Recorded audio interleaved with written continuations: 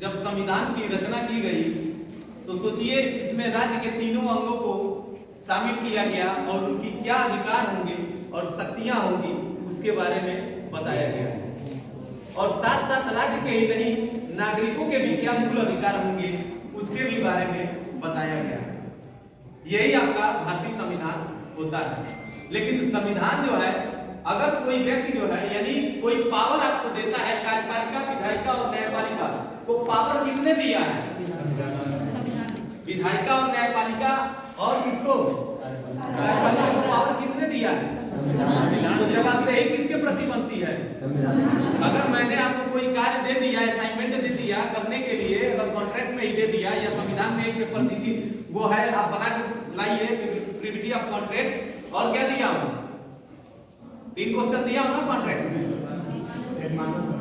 एक मानक संहिता यानी मानक रूप की संहिता क्या होती है? अगर मैंने आपको कोई असाइनमेंट दे दिया, असाइनमेंट का मतलब होता है अपनी शक्ति को जो मैंने आपको कुछ ट्रांसफर कर दिया कि किसी निश्चित उद्देश्य के लिए वो असाइनमेंट तैयार करके अपनी भाषा में अपनी लैंग्वेज में वो हमें पुनः वापस कर दे। यानी पावर जिसने दिया तो पावर की रिपोर्टिंग फिर फाइनली आप कर लेते हैं तो किसको सबमिट करते हैं?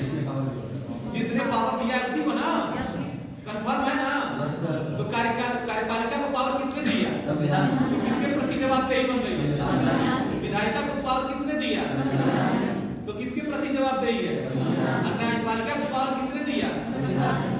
तो किसके प्रति जवाबदेही है? तो संविधान तो एक लिखित दस्तावेज है, तो पढ़ना है। तो जवाबदेही अब किसको बनेगी? वो तो कागज का टुकड़ा है।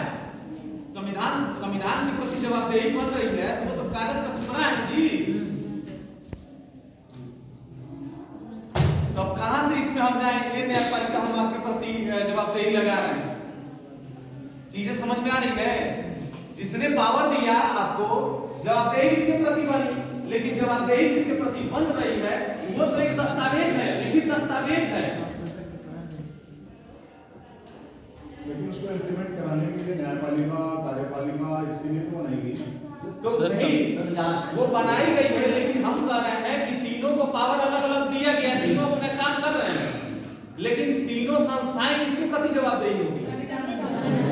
तो संविधान तो आदमी है नहीं। बात समझ में आ रही है?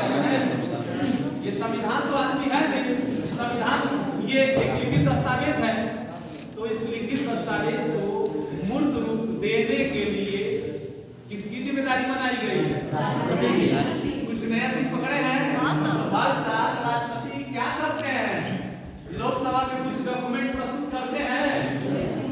चीजें समझ में आ रहा है ना? तो सबकी रिपोर्टिंग होती है कि नहीं होती है?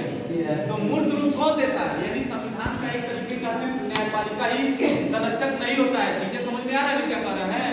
संविधान को ही न्यायपालिका को ही गार्जियन नहीं मानते, वही एक व्याख्या नहीं करता है। यानी राष्ट्रपति भी उसके प्रति राष्ट्रपति की भी जिम्मेदारी हो जाती है संविधान के अकॉर्डिंग देश को चलाना। समझ में आ रहा है क्या कर रहे हैं? भले वो एक स्टंप रबड़ की तरह काम कर रहे हैं, स्टंप रबड़ की, लेकिन फाइनली जो सबमिशन होगा लोकसभा में कौन रिपोर्टिंग फाइनल सबमिट करता है? कार्यपालिका और विधायिका के ऊपर कौन करता है? राष्ट्रपति। आपको क्लियर हुआ ना? चलिए ठीक है, धीरे धीरे विद्वान हो जाएंगे।